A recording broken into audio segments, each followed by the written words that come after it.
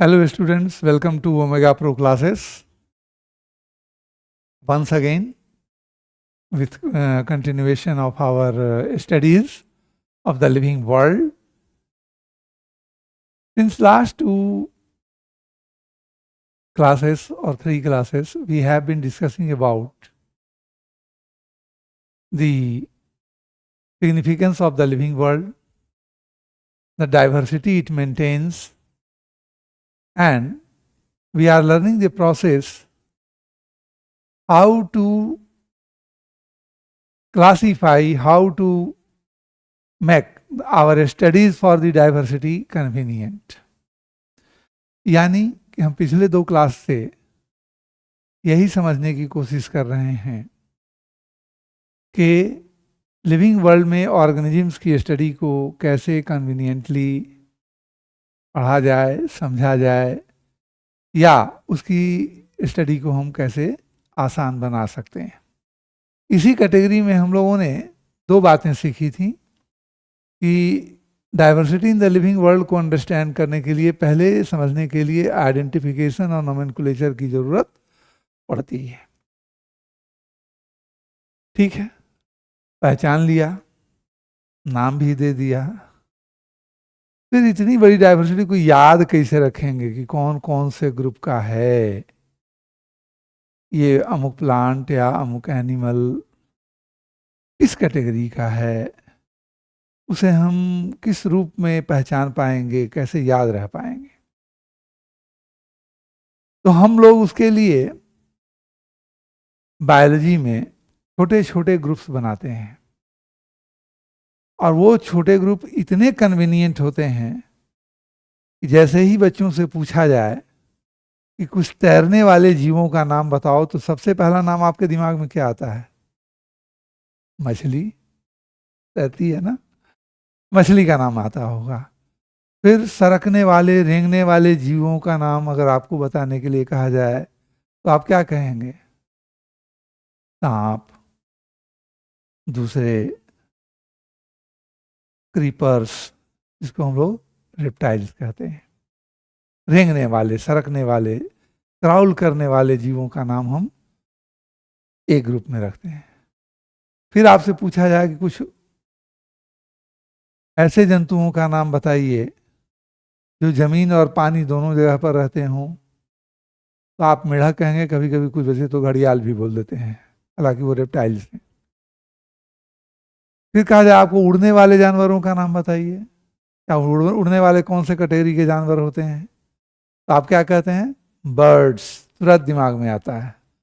नहीं, और जैसे ही कहा जाए कि चलो कुछ दूध देने वाले जानवरों के नाम बताओ, तो सबसे पहले नाम याद आता है गाय की, भैंस की, बकरी की, है ना। तो इस तरह से हम बड़ी आसानी से किसी बड़े ग्रुप को छोटे छोटे समूह में बांट करके पहचान सकते हैं। ये सभी एनिमल्स हैं। इसी तरीके से प्लांट्स में भी हम डिफरेंट ग्रुप्स को पहचानते हैं, उनकी खास फीचर के द्वारा पहचान लेते हैं। पानी में ग्रो करने वाले बहुत पतले पतले सॉफ्ट किस्म के प्लांट को हम लोग एल्गी कह देते हैं। ज़मीन पर उगने वाले सॉफ्ट प्लांट्स को हम लोग ब्रायोफाइट्स कह देते हैं। उसमें भी कुछ डंठल वाले पौधे डेवलप करने लगते हैं जिसमें फूल कभी नहीं आते, उसको हम लोग टेरिडोफाइट्स कह देते हैं। और बड़े ट्रीज के आकार में जो पौधे बढ़ जाते हैं उसको जिम्नोस्पर्म और टेरिडोफाइट्स कह देते हैं। ये हमारी अपनी एक परसेप्शन है। कैसे परसेप्शन बन गई बायोलॉजी में?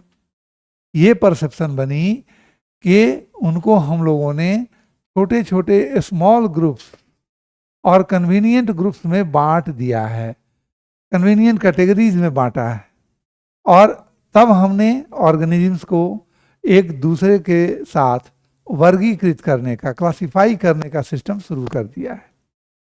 ये किसी भी लिविंग वर्ल्ड की स्टडी को बड़ा आसान बनाता है। इतना डिफ़िकल्ट है कि एक साथ इतने सारे पौधों का नाम याद रखा जाए, इतने सारे एनिमल्स का नाम याद रखा जाए, उनके बिहेवियर्स का नाम याद रखा जाए, ये बहुत संभव नहीं दिखता है। इसलिए बायोलॉजिस्ट ने, टैक्सोनॉमिस्ट ने सबसे पहले नाम और पहचान के बाद, पहचान और नाम के बाद उसे छोटे छोटे कैटेगरीज में बांटने का काम किया। तो making small convenient groups for easy study of the living world is known as classification, उसे हम लोग क्लासिफिकेशन कहते हैं। अब इस क्लासिफिकेशन में एक शब्द और आता है,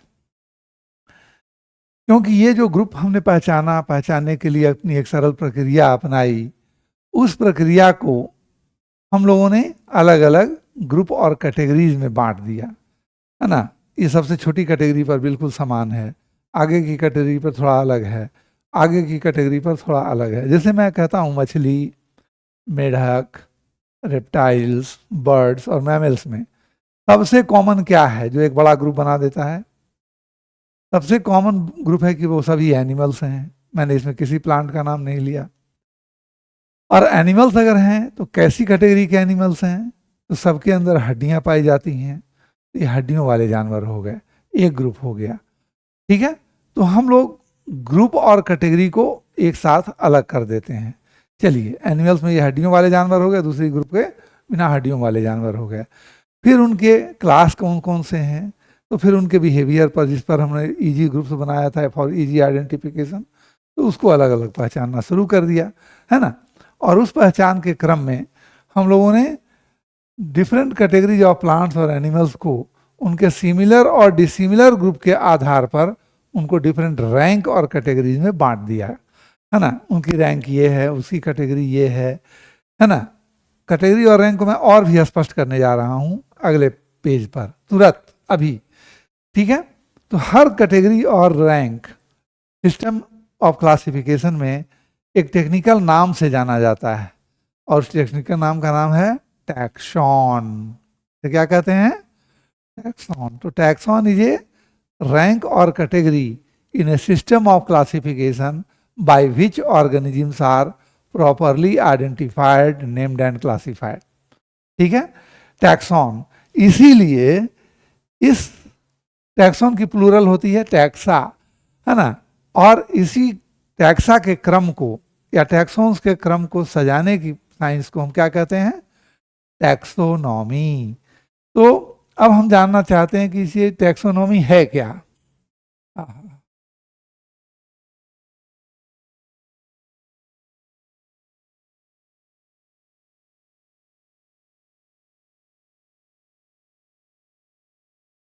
है ना, नहीं तो that is why the science of classifying organisms is known as taxonomy, है ना। तो क्लासिफिकेशन ऑफ साइंस को हम क्या कहते हैं? साइंस ऑफ क्लासिफिकेशन को क्या कहते हैं हम लोग? टैक्सोनॉमी। टैक्सॉन से आधारित है ये, है ना। क्योंकि टैक्सोनॉमी में हम लोग डिफरेंट ग्रुप्स ऑफ ऑर्गेनिजम्स के डिफरेंट कैटेगरीज या रैंक का निर्धारण कर लेते हैं, बड़ी आसानी से कर लेते हैं। ठीक है, इसीलिए क्लासिफिकेशन के विज्ञान को क्या कहा जाता है?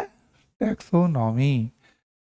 अगर एक एग्जाम्पल हम लेते हैं, जैसे मैं कहता हूँ बिल्ली, कुत्ते, गेहूं, चावल, डिफरेंट ग्रुप्स हैं ऑर्गेनिजम्स के। इसमें हम लोग दो बड़ी कैटेगरी कौन से पहचानते हैं? एक बड़ी कैटेगरी है एनिमल्स की, दूसरी बड़ी कैटेगरी है प्लांट्स की। चलिए, यहां पर तो एक ग्रुप अलग हो गया। अब जब हम लोग पहचानते हुए चलते हैं, उनके ग्रुप को आइडेंटिफाई करते हुए चलते हैं, है ना, तो उसे फिर और छोटे छोटे क्रम में बांटते चले जाते हैं, डिफरेंट कैटेगरीज और रैंक्स में बांटते हैं, है ना। फिर जब सबसे समान गुण वाले स्तर पर पहुंचते हैं तो उसे हम स्पीसीज कह देते हैं। उससे थोड़ा बड़ा ग्रुप बनता है तो उसे हम लोग जीनस कह देते हैं। उससे ऊपर ग्रुप होता है तो उसको फैमिलीज कहते हैं। तो इस तरह से स्पीसीज, जीनस, फैमिलीज, ये सभी डिफरेंट टैक्सॉन्स का निर्माण करते हैं, डिफरेंट रैंक्स का निर्माण करते हैं इन ए सिस्टम ऑफ क्लासिफिकेशन। ठीक है ना। और we recognize them by their special epithet, that is the lowest rank, then genera, then families, forming their different categories or ranks in a system of classification. तो फिर these class categories also establish a relationship among their characters, forming a system of their grouping that is called classification. बिल्कुल सही बात है। ऐसे ही नहीं बन जाती है कोई रैंक, ऐसे ही नहीं बन जाता है कोई ग्रुप। हर स्पीसीज अपने से सिमिलर किस्म के दूसरे किसी पौधे से मेल खाती हैं, तो स्पीसीज से हट के क्या बन गया वो जीनस। और बहुत सारे जीनस मिलकर करके एक फैमिली का निर्माण कर देते हैं, और कई फैमिलीज मिलकर करके एक ऑर्डर का निर्माण करती हैं। इस तरह से एक सिमिलर ग्रुप्स का फॉर्मेशन होता चला जाता है, और बड़े ग्रुप्स की ओर पूरा लिविंग वर्ल्ड धीरे धीरे बढ़ता जाता है। इसी को हम कहते हैं a system of grouping of classification.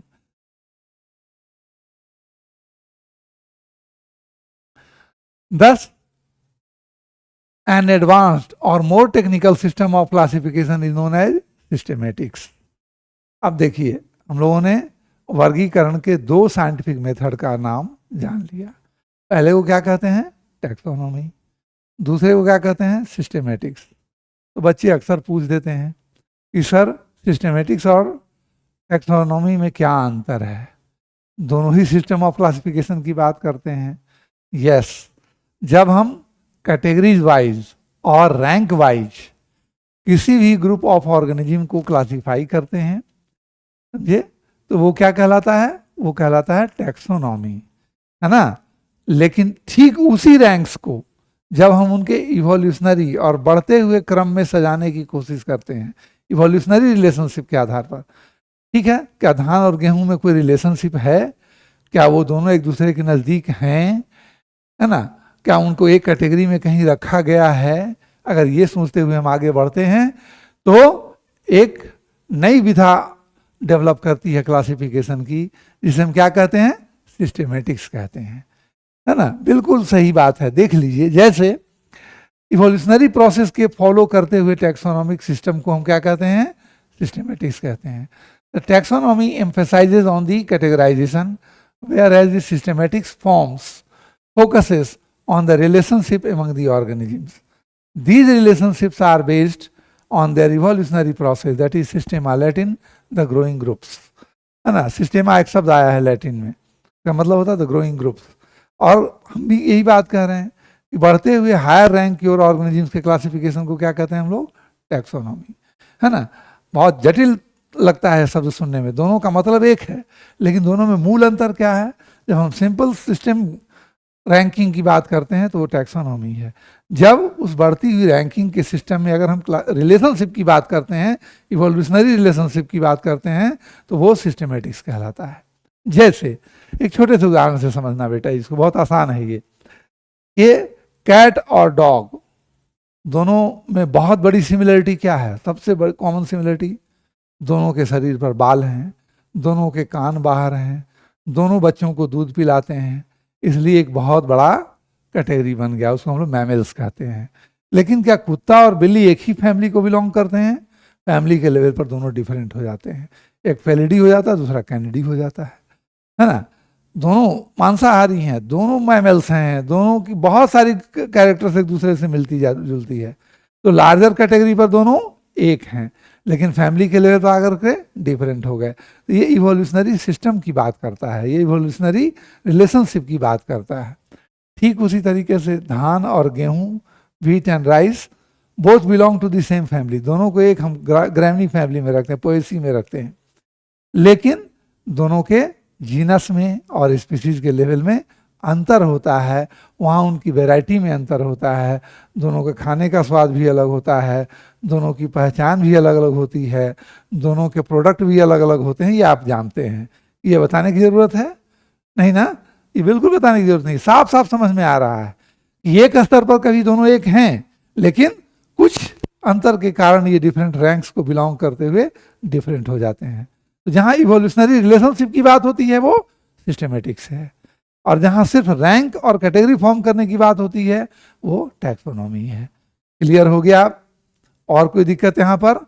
कोई दिक्कत अब नहीं आती होगी, मैं समझ रहा हूँ ये बात अब ज़्यादा स्पष्ट हो चुकी होगी। Thus, by forming the different categories or ranks in a system of classification, every taxon follows an hierarchy of forming these categories in a system of classification, है ना। और तब ये टैक्सॉन्स सिस्टम में जब आते हैं, एक क्लासिफिकेशन के तौर पर जब सामने आते हैं, तो उनकी डिफरेंट रैंकिंग ऑटोमेटिकली बनने लगती है। ठीक है, वो ऑटोमेटिकली इवोल्यूशनरी कन्वीनियंट ग्रुप्स के आधार पर बिगर ग्रुप्स की ओर और बिगर कैटेगरीज की ओर ऑटोमेटिकली बढ़ती जाती है ना। अब ये ज़्यादा टेक्निकल आपको लग रहा होगा कि यहाँ पर सर क्या बता रहे हैं। मैं कुछ नहीं कह रहा हूँ, मैं ये कह रहा हूँ कि दोनों ही में इवोल्यूशनरी रिलेशनशिप को ध्यान में रखें या सीधे हम लोग कैटेगराइजेशन करें, उनके रैंक्स को निर्धारित करें, तो हम बढ़ते क्रम में उसे एक सजे हुए फॉर्म में पाते हैं। और वो सजा हुआ फॉर्म कौन सा होगा, किस तरह से शुरू होगा, सबसे छोटे पायदान पर कौन रहेगा, सबसे बड़े पायदान पर कौन रहेगा, है ना, ये रैंकिंग कहलाता है। जैसे ऑफिस में पीएन है, रूटीन मेंटेनर होता है, क्लर्क्स होते हैं, उनके बॉस सेक्शन ऑफिसर होते हैं, उनके ऊपर डिफरेंट रैंक्स के अधिकारी होते हैं, सचिव होते हैं, उप सचिव होते हैं, ये उप सचिव होते हैं, सचिव होते हैं और प्रधान सचिव तक होते हैं। इसको हम लोग क्या कहते हैं, एक हायरार्की है ना, प्रशासन के हायरार्की है। उसी तरह से बायोलॉजी में भी क्लासिफिकेशन के डिफरेंट रैंक्स होते हैं और वो रैंक भी हम बढ़ते हुए क्रम में सजाए जाते हैं। ठीक है, तो बढ़ते हुए क्रम में सजाने के आधार पर जो जिस रैंक का विकास होता है या एक के बाद एक दूसरे रैंक आते हैं, उसे हम लोग टैक्सोनॉमिक हायरार्की कहते हैं। कहते हैं भाई चलिए चले जाइए सबसे बड़े साहब के पास, चीफ सेक्रेटरी साहब के पास जाइए। चीफ सेक्रेटरी साहब ने फाइल भेज दिया अपने साहब के पास, सेक्रेटरी साहब के पास, सेक्रेटरी साहब ने उसे लिख दिया शाखा पदाधिकारी को, या शाखा पदाधिकारी ने लिख दिया फिर अमुक असिस्टेंट को कि भाई आप इसे क्लियर करके भेजिए। तो ये टैक्सोनॉमी पद सोपान निर्धारित होता है। तो क्लासिफिकेशन में भी एक सिस्टम चलता है पद सोपान का। और तब हम जानते हैं कि सबसे स्मॉलेस्ट ग्रुप ऑफ रैंक पर स्पेशल एपिथेट वाले स्पीसीज रहते हैं, क्योंकि इसमें मैक्सिमम कैटेगरीज और मैक्सिमम कैरेक्टर्स कॉमन होते हैं, इसलिए सबसे स्मॉलेस्ट ग्रुप से इसको शुरू किया जाता है। और फिर धीरे धीरे ये ग्रुप सिमिलर स्पीसीज के ग्रुप को जीनस कहते हैं, जीनस के सिमिलर ग्रुप्स को फैमिली कहते हैं, फैमिलीज के सिमिलर ग्रुप्स को। इस तरह से हम लोग एक कैटेगराइजेशन के आधार पर क्लासिफिकेशन को समझने की कोशिश करते हैं। ठीक है, तो आइए हम लोग देखते हैं कि ये टैक्सोनॉमिक आधार कैसे तय होता है। सबसे पहले हमने क्या सीखा कि सबसे पहले स्तर पर क्या रहता है, सबसे पहले स्तर पर आती है स्पीसीज। स्पीसीज, स्पीसीज के ऊपर क्या होता है, जीनस, और जीनस के ऊपर क्या होता है, फैमिली। ये बड़े की बनते जाते हैं। फैमिली के ऊपर क्या होता है, ऑर्डर, और ऑर्डर के ऊपर क्या होता है, डिवीजन और फाइलम। ऑर्डर के ऊपर ऑर्डर के ऊपर होता है क्लास, क्लास, और क्लास के ऊपर होता है डिवीजन या फाइलम। प्लांट्स में डिवीजन और एनिमल्स में फाइलम, फाइलम। और सबसे ऊपर होती है किंगडम, नहीं एनिमल किंगडम, प्लांट किंगडम, है ना। तो इस तरह से कैटेगराइजेशन होता है, जिसे हम कहते हैं टैक्सोनॉमिक, टैक्सोनॉमिक हायरार्की। क्या कहते हैं इसे, टैक्सोनॉमिक हायरार्की। इसे बढ़ते हुए पद सोपान में समझने की कोशिश करते हैं। ठीक है, अगले क्लास में मैं उदाहरण देकर के समझाऊंगा और सारे ग्रुप्स की बात बताऊंगा आपको कि कैसे इसको स्टडी किया जाता है, स्पीसीज को क्यों सबसे छोटे पायदान पर रखा जाता है और ये क्रम बढ़ता हुआ एक बड़े ग्रुप में कैसे बदल जाता है। जैसे प्लांट्स और एनिमल्स को डिवाइड करते हैं हम लोग केवल एक कैरेक्टर के आधार पर, एक फोटोट्रॉफिक है, एक ऑटोट्रॉफिक है और एक हेटरोट्रॉफिक है ना। तो प्लांट और एनिमल किंगडम डिवाइड हो गया। लेकिन फाइलम और या डिवीजन के असर पर एनिमल्स की भी कई कैटेगरी होती हैं, प्लांट्स की भी कई कैटेगरी होती हैं, फिर उनके क्लासेस भी अलग अलग होते हैं, फिर उनको डिफरेंट ऑर्डर्स में बांटा जाता है, ऑर्डर्स को कई फैमिलीज में बांटा जाता है, और फैमिलीज उसे कई जीनस में बांटते हैं, और जीनस उसे कई स्पीसीज में बांटते हैं। और तब final identification of the organism होता है। तब हम लोग एक वैज्ञानिक तरीका पाते हैं इस सिस्टम ऑफ क्लासिफिकेशन में कि कैसे ऑर्गेनिजम्स को इजीली आइडेंटिफाई किया जाता है, कैसे उसका नॉमेनक्लेचर किया जाता है, कैसे उनका क्लासिफिकेशन किया जाता है, और किस प्रकार उनके इस टैक्सोनॉमिक हायरार्की को पढ़ने की हम कोशिश करते हैं। तो यह एक साइंटिफिक मेथड है क्लासिफिकेशन, बिल्कुल वैज्ञानिक तरीका है, इसे हम इनकार नहीं कर सकते, और इसके बिना diversity of the living world को समझना थोड़ा डिफिकल्ट होता है। तो हम लोग अगले क्लास में नेक्स्ट पार्ट में सीखेंगे कि स्पीसीज क्या है, जीनस क्या होते हैं, उनके कुछ एग्जाम्पल्स क्या हैं, कैसे हम समझेंगे कि ये एक बढ़ते हुए टैक्सोनॉमिक हायरार्की के रूप में एक दूसरे के ऊपर चलते जाते हैं in the studies of the living world, है ना, for proper with proper identification and classification. Thank you.